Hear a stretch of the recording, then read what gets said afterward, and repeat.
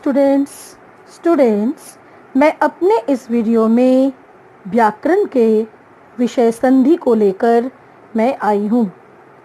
आज हम लोग व्याकरण में संधि को पढ़ेंगे। सबसे पहले संधि को पढ़ते समय हमें सबसे पहले संधि का अर्थ तथा अंग्रेजी में संधि को क्या कहते हैं उसे जान लेना ज़रूरी है। संधि का अंग्रेजी होता है जॉइनिंग।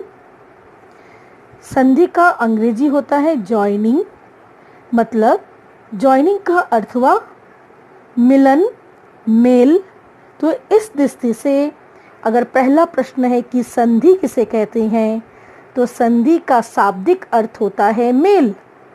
संधि शब्द का अर्थ है मेल, लेकिन व्याकरण में हम संधि को किस तरह से उसकी हम व्याख्या करते हैं ये जान लेना ज़रूरी है। व्याकरण में भी संधि अवश्य ही मेल है, किंतु जब पहले शब्द का अंतिम वर्ण, क्योंकि संधि का प्रयोग तो शब्द बनाने के लिए होता है। जिस तरह से हम उपसर्ग के प्रयोग के द्वारा शब्द बनाते हैं, प्रत्यय के प्रयोग द्वारा शब्द बनाते हैं, मूल शब्द के आगे जब हम उपसर्ग को लगाते हैं तो नया शब्द बनता है, मूल शब्द के पीछे हम शब्दांश लगाते हैं, प्रत्यय लगाते हैं तो नया शब्द बनता है। वैसे ही संधि का प्रयोग भी तो शब्द बनाने के लिए ही होता है, और ये शब्द जो बनते हैं ये शब्दों से ही शब्द बनते हैं। जब पहले शब्द का अंतिम वर्ण तथा दूसरे शब्द का पहला वर्ण आपस में जुड़ता है तो वर्णों में विकार या परिवर्तन उत्पन्न होता है, जिसे संधि कहते हैं। अर्थात जब एक शब्द होता है और उसके वो अगर हम वर्ण विच्छेद करते हैं, शब्द जो है वो वर्णों के मिलने से बनते हैं, कोई भी शब्द वर्णों के मिलने से बनते हैं। तो शब्द अगर वर्णों के मिलने से बने तो हम चाहेंगे तो उसका हम वर्ण विच्छेद माने उसको हम तोड़ सकते हैं। तो पहले शब्द का जो अंतिम वाला वर्ण होता है उस वर्ण के और दूसरे शब्द का जो पहला वर्ण होता है उस वर्ण के आपस में मिलन होने पर एक विकार या परिवर्तन होता है। मतलब दोनों वर्णों के मिलन होने से एक विकार या परिवर्तन होता है। अर्थात वही जो विकार या परिवर्तन है वही संधि है, वही मेल है, उसे हम संधि कहते हैं। मतलब जब पहले शब्द का अंतिम वर्ण तथा दूसरे शब्द का पहला वर्ण आपस में जुड़ता है तो वर्णों में विकार या परिवर्तन उत्पन्न होता है। उसी विकार या परिवर्तन को संधि कहते हैं, जिसे माने वही विकार या परिवर्तन ही संधि कहलाता है। इसे उदाहरणों के द्वारा समझ लिया जाए। जैसे पहले वाले उदाहरण में है सूर्योदय। नया शब्द सूर्योदय है जो कि दो शब्दों के मिलने से बना है, सूर्य और उदय। सूर्य शब्द का अगर हम वर्ण विच्छेद करते हैं तो अंत वाला वर्ण अ आता है, क्योंकि इसको अगर हम वर्ण विच्छेद करेंगे तो क्या क्या आएगा। वर्ण विच्छेद करने से स आएगा, बड़ा ऊ आएगा, जोड़ आधा र आएगा, फिर य आएगा और लास्ट में अ आएगा।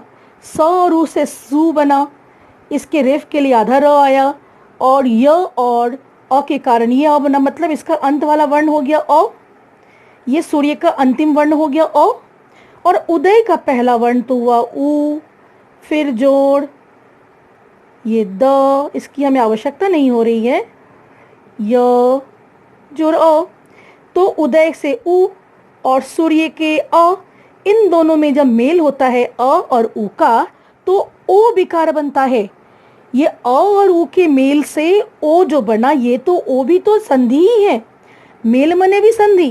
अ और ऊ के संधि से ओ संधि बना, मेल होता है संधि। ठीक है, ये ओ जो है ये इन दोनों वर्णों का परिवर्तन भी है, विकार भी है। अ और ऊ के जोड़ने से इस सूर्य का अ और उदय का ऊ के जुड़ने से ओ विकार बनता है। ये ओ और कुछ नहीं है, ये ओ तो संधि है। अ और ऊ के जुड़ने से ओ विकार माने परिवर्तन, दोनों वर्णों के जुड़ जाने से थोड़ा सा परिवर्तन तो होगा ही स्वरूप में, वो ओ है, तभी तो सूर्योदय होता है। ये देखिए ओ यहाँ पे आ गया। अब देखने में सूर्य उदय तो सूर्य उदय तो हम लिखते नहीं, हम सूर्योदय लिखते हैं। तो स्वरूप में जो परिवर्तन है ओ का परिवर्तन है। नए वाले शब्द के स्वरूप में ओ का परिवर्तन है, परिवर्तन मैंने विकार। तो ये ओ तो और कुछ नहीं, ये तो संधि है, मेल है। तो अ और उ के मेल से ओ विकार, ये ओ तो विकार माने ये संधि है, तो ये हो गया संधि, जिससे नया शब्द बना सूर्योदय। तो हमें संधि में वर्णों के मिलन से, दो वर्णों के मिलन से, वर्ण हमारे स्वर वर्ण भी हो सकते हैं या व्यंजन वर्ण भी हो सकते हैं। हालांकि पहले वाले उदाहरण में हमारे दोनों वर्ण ही स्वर हैं। स्वर आप जानते हैं ना, भावेल्स, हिंदी के स्वर 11 स्वर होते हैं। अ आ छोटी बड़ी ये स्वर होंगे, स्वर वर्ण। और क ख ग घ ये हो गए व्यंजन वर्ण। तो इस पहले वाले उदाहरण में अ और उ दोनों ही स्वर वर्ण हैं और अ और उ के दो वर्णों के जुड़ने से ओ बनता है। ये अ उ के मिलन से ओ बनता है। तो ये ओ तो मेल ही है, ये ओ परिवर्तन भी है, ओ मेल भी है। तो यही मेल अर्थात यही परिवर्तन ही संधि है, इसलिए सूर्योदय बना। हम दूसरे उदाहरण में आते हैं। भो जोर अन, भो के ओ, इस भो को अगर सूर्य की तरह अगर हम वर्ण विच्छेद करेंगे तो भ जोर ओ, तो अंतिम वर्ण हुआ ओ, अन का पहला वर्ण हुआ अ, तो ओ और अ के जुड़ने से तो फिर व बनता है। जिस तरह से अ और उ के जुड़ने से ओ बनता है, वैसे ही ओ और अ के जुड़ने से तो व बनता है। तो व भी तो मेल ही है, माने ये संधि है, साथ में ये विकार भी है। तो ये विकार मतलब परिवर्तन, ओ और अ के जुड़ जाने से एक व परिवर्तन आता है। ओ और अ के जुड़ जाने से व मेल मतलब व संधि हुआ, ये व तो संधि ही है। अ और ओ के या ओ और अ के मेल से जो व बना ये विकार है, असल में ये संधि है। ठीक है, तो ये विकारी संधि हुआ। तो ओ और अ के जुड़ने से चूंकि व बना, जो कि परिवर्तन या विकार है, ये संधि ही है, इसलिए इससे बने हुए नए शब्द है भवन। वैसे ही तीसरा उदाहरण है पुस्तक जोर आलय। पुस्तक में से क अ अंतिम वर्ण हुआ, आलय का आ पहला वर्ण हुआ। अ और आ के जुड़ने से आ नया विकार आया, मतलब आ विकार आया, आ जो है वो विकार है। तो यहाँ पर नया शब्द बना पुस्तकालय। अ और आ के मेल से आ विकार आया, ये आ संधि ही है, क्योंकि अ और आ के जुड़ने से आ आया तो आ तो संधि ही है, साथ ही ये विकार भी है। अ और आ के कारण अलग से आ आता है तो ये परिवर्तन या विकार है, मतलब ये संधि भी है। तो ये हो गया नया शब्द पुस्तकालय। इस तरह से चौथा उदाहरण है दीप जोर अवली। दीप जोर अवली में लास्ट वाला, दीप का लास्ट वाला वर्ण है अ, अवली का पहला वर्ण है अ, दोनों अ के जुड़ने से आ बनता है, दो वर्णों के जुड़ने से आ विकार उत्पन्न होता है। और ये दो वर्णों के जुड़ने से जो आ आया, ये आ तो संधि है, मेल है, दोनों अ के मेल से आ बना, तो ये आ तो मेल का स्वरूप ही है, ये कंसिक्वेंस ऑफ मेल, मतलब दोनों अ के जुड़ने का परिणाम आ है। तो ये आ संधि है, साथ में ये परिवर्तन भी है, विकार भी है। तो ये विकार या परिवर्तन ही संधि कहलाता है। ठीक है, तो इससे नया शब्द बना दीपावली। हम दीपावली तो नहीं लिखते हैं, क्योंकि यहाँ पे दो अ के होने के कारण वो आ में परिवर्तित हो जाता है, इसलिए हम दीपावली लिखते हैं। तो इन सभी में हम देखते हैं कि पहले शब्द का अंतिम वर्ण और दूसरे शब्द का, मैं परिभाषा की ओर जा रही हूँ, और दूसरे शब्द के पहले वर्णों के मिलन से जो विकार माने आ, जो विकार या परिवर्तन हुआ, यही विकार यही आ संधि कहलाता है। तो ये रहा संधि।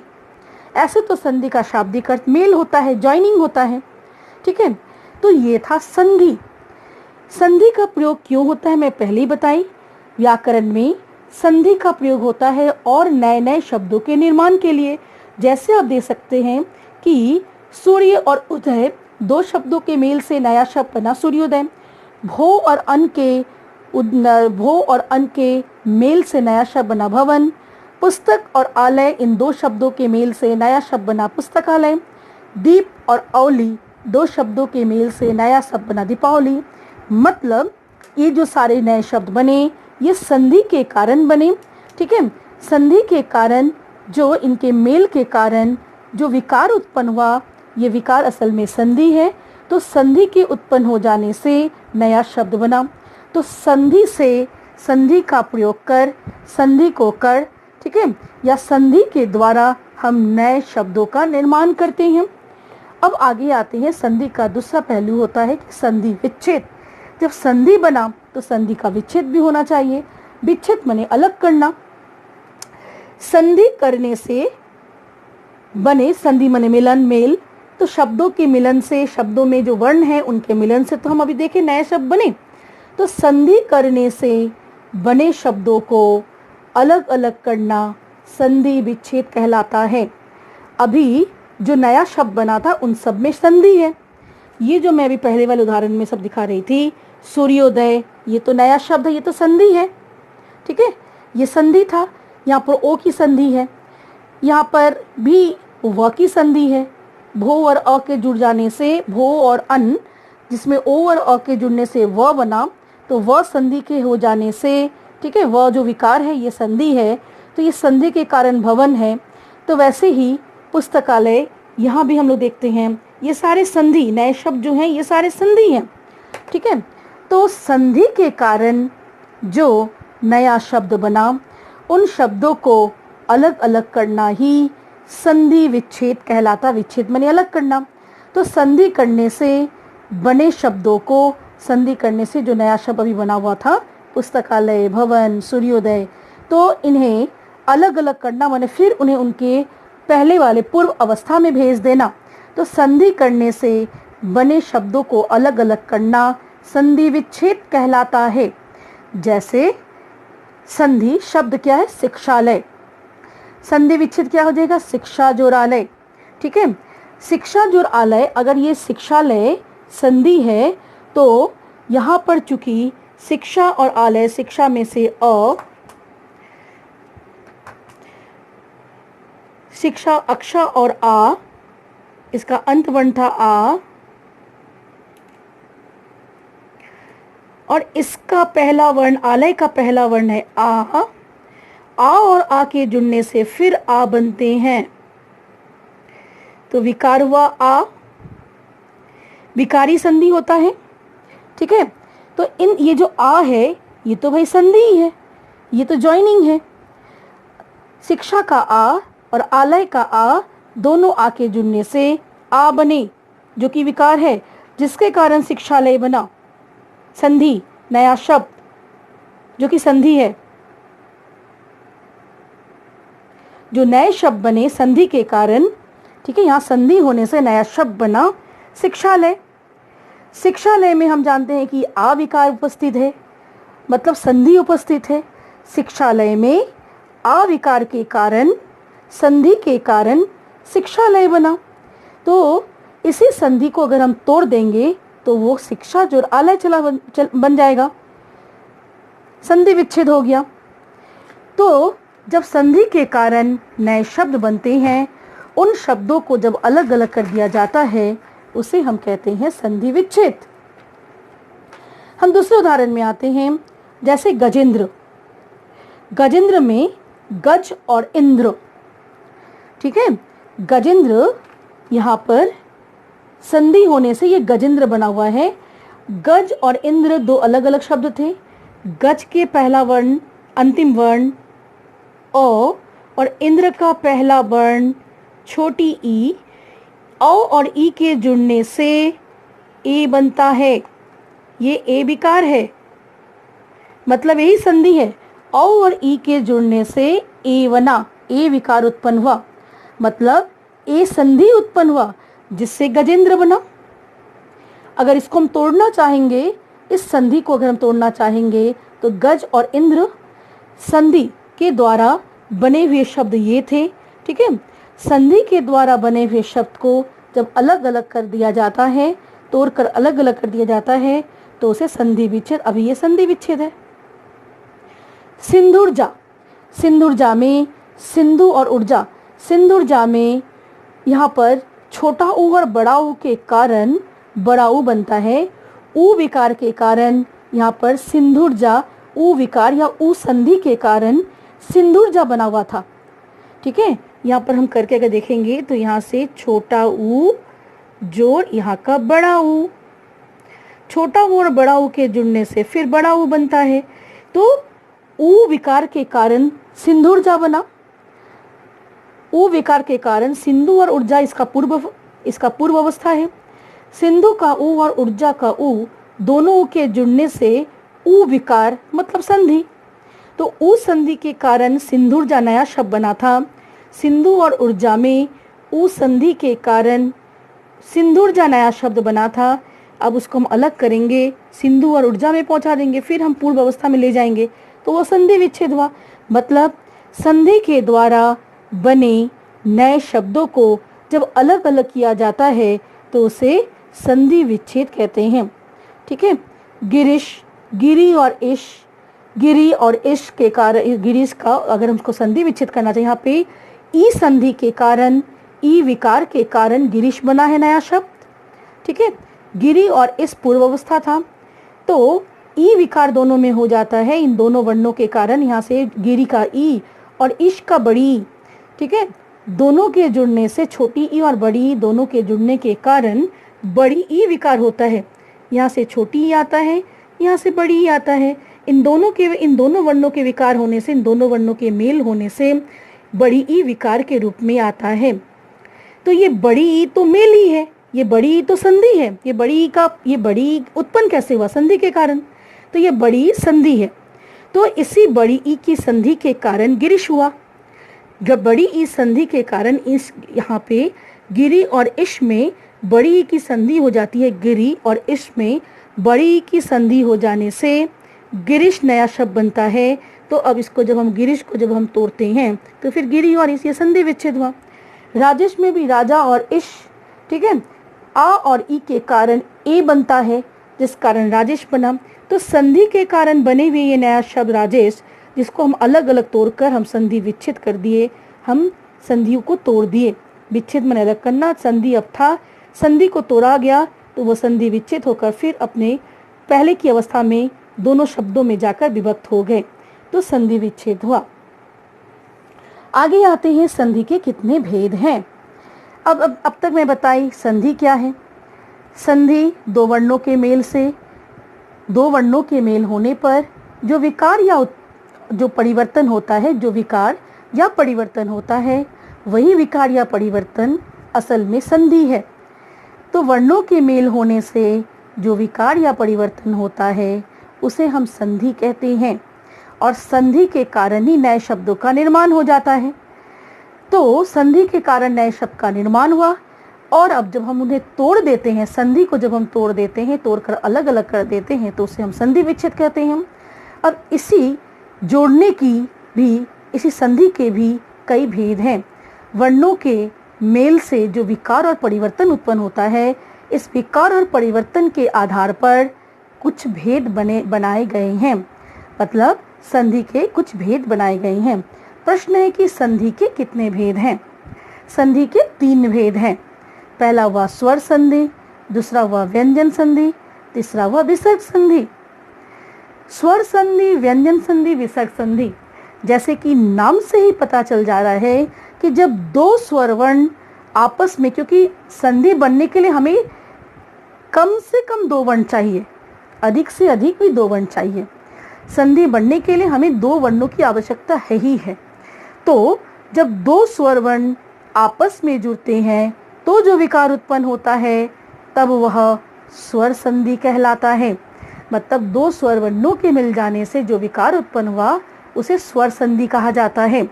जैसे सूर्य जो उदय, मैं पुराने वाले उदाहरण को लेकर आ रही हूँ। सूर्य शब्द का अंतिम वर्ण था अ, जो कि एक स्वर वर्ण है। उदय शब्द का पहला वर्ण है उ, जो कि एक स्वर वर्ण है। इन दोनों के मिलन होने पर, अ और उ 2 स्वर वर्णों का मिलन होने पर ओ विकार बनता है। ये ओ, अ और उ के जुड़ने से जो ओ परिवर्तन आया, अ और उ के जुड़ जाने से एक परिवर्तन ओ आता है। ये ओ जो परिवर्तन है ये असल में संधि है। तो इसी ओ संधि के कारण अ और उ के ओ संधि के कारण सूर्योदय बना। तो ये दो स्वरों के स्वर वर्णों के मिलन से ओ विकार उत्पन्न हुआ। मतलब इसमें सूर्योदय में क्या कौन सा संधि है? स्वर संधि है। दो स्वरों के मिलन होने से ओ विकार के कारण सूर्योदय बना। इसलिए सूर्योदय शब्द में स्वर संधि है। सूर्योदय शब्द संधि के कारण बना है, ओ संधि के कारण बना है। तो ये ओ संधि अ और उ दो स्वर वर्णों के मिलने से बनता है, इसलिए सूर्योदय शब्द में स्वर संधि है। ठीक है, क्योंकि यहाँ पे दोनों वर्ण ही स्वर हैं। वैसे एक और उदाहरण विमलेश। विमल जोड़ इस, विमल का आप देख सकते हैं ल जोड़ अ, लास्ट वर्ण होगा अ, और इसका पहला वर्ण है ई। अ और ई दोनों ही स्वर वर्ण हैं। इन दोनों स्वरों के मिलन होने से ए विकार बनता है। ए विकार के कारण ही ए विकार बनता है। और अ और ई में ए विकार के अ और ई, विमल और इश के, विमल के अ और इश की ई, इन दोनों के मिलन होने से ए विकार के कारण ही नया शब्द विमलेश बना। ठीक है, विमल और इश में ए विकार उत्पन्न हो जाने से विमलेश नया शब्द बना। ए विकार मतलब ए संधि। ठीक है, विमल और इश में अ और ई दोनों स्वरों के मिलन होने से ए विकार अर्थात ए संधि उत्पन्न होता है, जिससे विमलेश नया शब्द बनता है। तो विमलेश में भी हम देख सकते हैं कि संधि जो बना है, विमलेश जो संधि के कारण विमलेश बना है, तो यहाँ पर दो स्वर वर्णों का मिलन हुआ था और जिससे ए विकार उत्पन्न हुआ। तो वो भी क्या है? वो भी तुम्हारा स्वर ही है। इसलिए हम क्या जानते हैं कि ये विमलेश में भी स्वर संधि है। विमलेश शब्द संधि के कारण बना है। यहाँ पर दोनों ही स्वर वर्णों का मिलन हुआ था। दोनों स्वर वर्णों के मिलन होने से ए विकार के उत्पन्न हो गया और ए संधि उत्पन्न हो गया।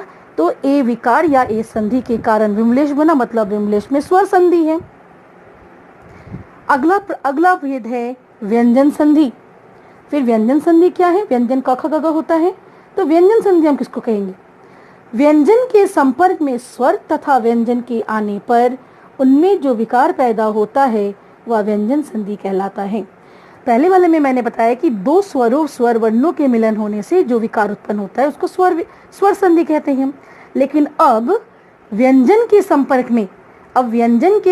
में या तो स्वर आएगा या फिर व्यंजन आएगा। मतलब व्यंजन के साथ कभी स्वर का मिलन होगा और व्यंजन के साथ कभी व्यंजन का मिलन होगा। कभी दो व्यंजनों का एक साथ मिलन होगा और कभी एक व्यंजन एक स्वर का मिलन होगा। तो उन दोनों के मिलन होने पर दोनों वर्ण तो अवश्य ही है, व्यंजन वर्ण हो चाहे स्वर वर्ण हो। तो व्यंजन के संपर्क में स्वर तथा व्यंजन के आने पर जो विकार पैदा होता है उस विकार को व्यंजन संधि कहते हैं या कहलाता है। जैसे उच्चारण। उच्चारण एक शब्द है। यहाँ पर उत और चारण दो शब्दों के मिलने से उच्चारण बना है। तो उत के त, क्योंकि त इसके साथ कोई स्वर नहीं है इसलिए ये त अकेला है, इसके साथ कोई स्वर नहीं है। और च इसका चारण का पहला वर्ण है च, उत का लास्ट वाला वर्ण है त और चारण का पहला वर्ण है च। नियम है कि त और च के मिलन होने से आधा च पूरा च विकार उत्पन्न होता है। ठीक है, त और च के मिलन होने से आधा च पूरा च विकार उत्पन्न होता है। ये आधा च पूरा च भी संधि ही है। संधि माने ज्वाइनिंग। अब ये देख सकते हैं कि ये इन दोनों का, इन त च का इन दोनों का ज्वाइनिंग ये है, इन दोनों का संधि ये है, साथ ही ये विकार भी है। इन दोनों के स्वरूप और इसके स्वरूप में परिवर्तन आ गया है, इसलिए ये विकार है। त और च के मिलन हो जाने से परिवर्तन डबल च है, आधा च और पूरा च है, ये परिवर्तन है। साथ ही इसको देखने से ये इसका संधि भी है। तो इस विकार के कारण या इस संधि के कारण उत और चारण में आधा च पूरा च संधि के कारण उच्चारण बन जाता है। या उत और चारण में, ठीक है, आधा त और आधा च के कारण आधा च पूरा च ये जो विकार उत्पन्न हुआ इस विकार के कारण उच्चारण नया शब्द बना, मतलब संधि के कारण नया शब्द बना। तो यहाँ पर हम देखते हैं कि दोनों ही व्यंजन हैं, क्योंकि पहला वाला वर्ण भी व्यंजन है। यहाँ पर जो दो वर्ण मिले तो इसमें ये वर्ण भी व्यंजन, ये वर्ण भी व्यंजन। तो इन दोनों व्यंजन वर्णों के मिलन होने से ये दोनों बना, ये बना आधा च पूरा च, ये विकार उत्पन्न हुआ। तो व्यंजनों के मेल से जो विकार उत्पन्न हुआ ये अभी व्यंजन संधि है। ये आधा च पूरा च तो संधि है, लेकिन ये कौन सा संधि हुआ? ये व्यंजन संधि है, क्योंकि मिलन होने वाले दोनों वर्ण ही व्यंजन थे, जिससे नया शब्द उच्चारण बना। आगे वागिश। वागिश शब्द में वाक और इस दो शब्द आते हैं। वागिश शब्द में वाक और इश। वाक का क है अंतिम वर्ण, इस का ई है शुरू वाला वर्ण, क है व्यंजन, ई है स्वर। तो व्यंजन और स्वर का मिलन हुआ जिससे गी बना। क और ई के मिलन होने से गी विकार उत्पन्न होता है। तो क और ई के मिलन होने से गी विकार या परिवर्तन आया। ये दोनों तो सेम नहीं है, परिवर्तन है। इन दोनों वर्णों के मिलन होने से गी परिवर्तन या गी विकार उत्पन्न हुआ। साथ ही ये गी आप देखिए कि समझ रहे कि इन दोनों के संधि के कारण ये गी बना, माने गी खुद भी एक संधि है, साथ में गी परिवर्तन या विकार भी है। तो गी विकार के कारण नया शब्द वागिश बना। वाक और इस में गी विकार के कारण नया शब्द वागिश बना, या वाक और इसमें गी संधि के कारण नया शब्द वागिश बना। जो विकार या परिवर्तन है असल में वो संधि ही तो होता है। विकार हम इसलिए कहते हैं क्योंकि ये दो वर्णों का स्वरूप और नया वर्ण का स्वरूप अलग हो जाता है। दो वर्णों के मिलन हो जाने से जो हमें प्राप्त होते हैं, जो परिणाम हमें प्राप्त होते हैं, उसमें परिवर्तन रहता है, इसलिए उसको विकार या परिवर्तन कहा जाता है। साथ ही जो परिणाम हमें मिलता है, जैसे ये गी परिणाम है, ये तो आप देखते ही समझ रहे कि ये संधि है इन दोनों का, इसलिए गी संधि भी है, जिससे नया शब्द बना वागिश। तो व्यंजन और स्वर के मिलन के कारण आप देख सकते हैं, व्यंजन और स्वर दो वर्णों के मिलन के कारण बनने के कारण ये जो शब्द है ये व्यंजन संधि है। ठीक है, दो वर्णों के मिलन के कारण जो विकार उत्पन्न हुआ ये विकार ये व्यंजन संधि है, क्योंकि यहाँ पर एक व्यंजन एक स्वर है। दो व्यंजन होने पर भी व्यंजन संधि, और स्वर के साथ अगर एक व्यंजन हो जाए तो भी होता है व्यंजन संधि। व्यंजन अगर किसी तरह से व्यंजन अगर आ जाता है तो वो कभी भी स्वर संधि नहीं हो सकता है, भले ही उसमें स्वर आए। व्यंजन के उपस्थित हो जाने से हमेशा संधि व्यंजन होता है। अब हम आते हैं अंत वाला में, तीन मैंने भेद बताया। स्वरों अथवा व्यंजनों के साथ विसर्ग के मेल से विसर्ग में जो परिवर्तन या विकार उत्पन्न होता है उसे विसर्ग संधि कहते हैं। देखिए, स्वरों अथवा व्यंजनों के साथ अगर हम विसर्ग को जोड़ दे, विसर्ग का मेल करवा दे, तो उसमें विसर्ग में कुछ परिवर्तन या विकार उत्पन्न हो जाता है। तो उस समय उस विकार या परिवर्तन को हम विसर्ग संधि कहते हैं। जैसे पहला उदाहरण है यश जोर अभिलाषी, संधि विच्छेद है यश जोर अभिलाषी। असल में शब्द है यशोभिलाषी। यशोभिलाषी एक शब्द है, ठीक है, जिसे हम तोड़ते हैं तो यशाभिलाषी होता है। तो यहाँ पर क्या था हम देखें एक बार। यहाँ पर हम देखते हैं कि यशा का जो विसर्ग है वो और अभिलाषी का अ दोनों जब आपस में मिलते हैं, विसर्ग और अ माने विसर्ग के साथ जब स्वर का मिलन होता है, ये अस्वर है, तो स्वर का जब मिलन हुआ विसर्ग और स्वर्ग, ठीक है, विसर्ग के साथ जब स्वर का मिलन हुआ तो ओ विकार बना। विसर्ग के साथ अ स्वर का मिलन होने से ओ विकार बना। ओ विकार है क्योंकि इन दोनों के स्वरूप और इस स्वरूप में अलग है, तो इसके स्वरूप में परिवर्तन होने के कारण यहाँ पर विकार उत्पन्न हुआ है। आप देख सकते हैं इन दोनों को हम मिला दिए, मिलने से बना ये स्वरूप जो रूप है, इसके रूप में परिवर्तन हुआ माने विकार उत्पन्न हुआ।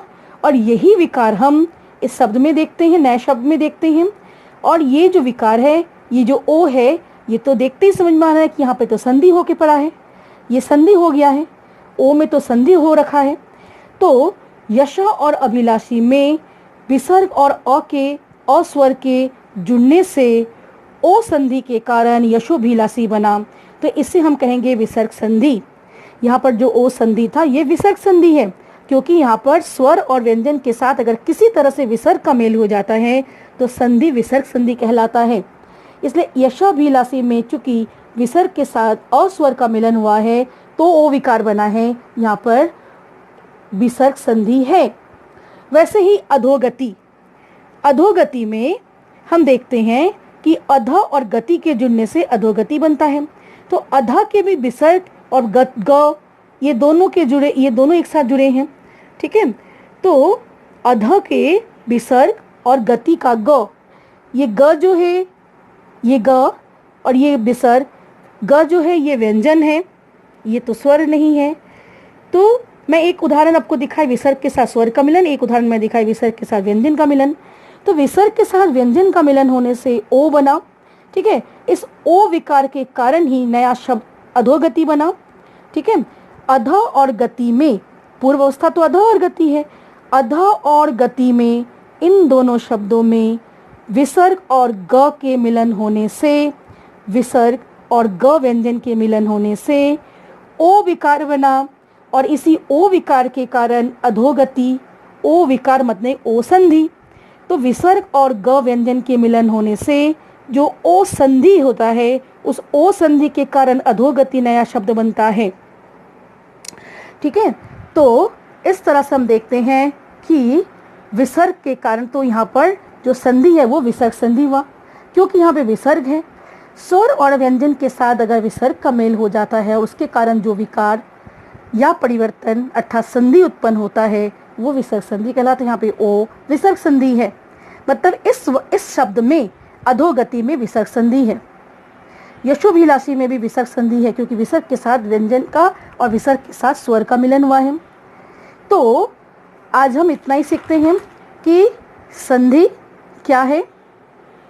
संधि का शाब्दिक अर्थ मेल, दो वर्णों के मिलन होने से जो विकार उत्पन्न होता है, विकार या परिवर्तन उत्पन्न होता है, उसी विकार या परिवर्तन को ही हम संधि कहते हैं, और इसी संधि के कारण नया शब्द बनता है, ठीक है।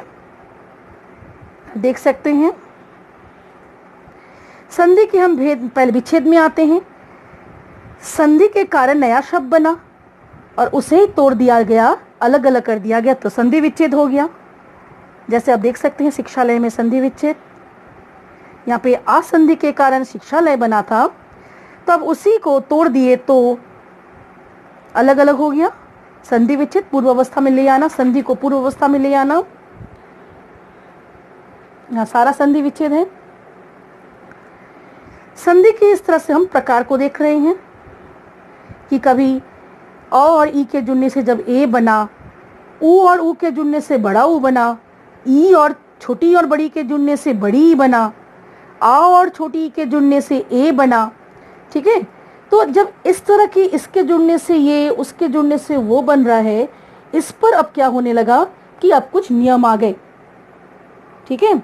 अब इन्हीं वर्णों के जुड़ने के कारण जो विकार उत्पन्न हो रहा है और जो नए संधि जो बन रहे हैं, विकार उत्पन्न हो रहे हैं अर्थात जो नए संधि बन रहे हैं, इन्हीं संधियों के आधार पर अब हमने भेद करने की आवश्यकता होती है। तो स्वर संधि, व्यंजन संधि, विसर्ग संधि, तीन भेद हुआ। तो स्वर संधि नाम से पता चलता है कि जो जुड़ने वाले जो शब्द होते हैं, शब्दों के जो जुड़ने वाले वर्ण होते हैं, वो अगर दोनों वर्ण स्वर हो जाएं तो जो संधि उत्पन्न होता है अर्थात जो विकार उत्पन्न होता है और उसके कारण जो नया शब्द बनता है, उसमें फिर हम कहते हैं कि उसमें स्वर संधि है। जैसे ये दोनों उदाहरण है, सूर्योदय अभिमलेस में स्वर संधि है। व्यंजन संधि फिर वही कि व्यंजन के साथ अगर स्वर या व्यंजन किसी का भी अगर मिलन होता है, व्यंजन वर्ण के साथ अगर स्वर या व्यंजन किसी का भी अगर मिलन होता है, तो जो विकार उत्पन्न होता है उसे व्यंजन संधि कहते हैं। और उसी विकार के कारण ही तो हमारा नया शब्द बनता है, विकार यानी संधि। तो यहाँ पर व्यंजन के साथ व्यंजन का मिलन हुआ था, इसलिए उच्चारण में व्यंजन संधि है। क के साथ ई माने व्यंजन के साथ स्वर का मिलन हुआ था, तो नया शब्द वागिश बना, तो वागिश में व्यंजन संधि है। उसके बाद अंत में आते हैं विसर्ग संधि। विसर्ग के साथ स्वर का मिलन हुआ था तो ओ विकार बना, तो अशोभी यशोभिलाषी में हम कहेंगे विसर्ग संधि है, क्योंकि विसर्ग के साथ स्वर का मिलन है। विसर्ग के साथ अगर व्यंजन का भी मिलन होता है तो भी हम शब्द में कहते हैं कि विसर्ग संधि है। आगे और भी है, मैं वर्णों के मिलन, स्वर वर्णों के मिलन को, व्यंजन वर्णों के मिलन को और विसर्ग संधि कई मैं बहुत सारे उदाहरणों को मैं लेकर, और स्वर संधि के तो कई उदाहरण भी हम देखेंगे। तो आज इतना ही हम रखते हैं। आगे हम संधि का और विस्तृत हम जानकारी प्राप्त करेंगे। किस वर्ण के जुड़ने से, स्वर वर्णों के किसके साथ किस वर्ण के जुड़ने से क्या बनते हैं, क्या विकार उत्पन्न होते हैं, अर्थात क्या संधि बनते हैं, इन सबको हम अगले वीडियो में देखेंगे। तो आज संधि का हम इतना ही रखते हैं। मैं आशा करती हूँ कि आप इसको ठीक से समझे होंगे।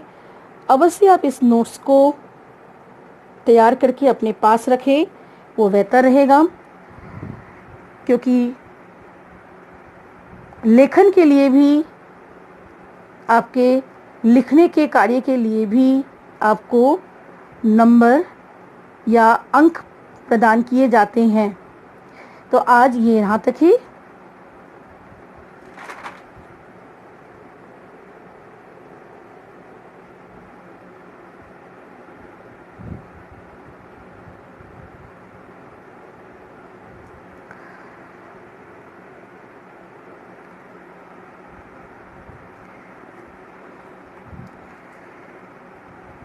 अगले वीडियो तक के लिए मैं आपसे विदा लेती हूँ।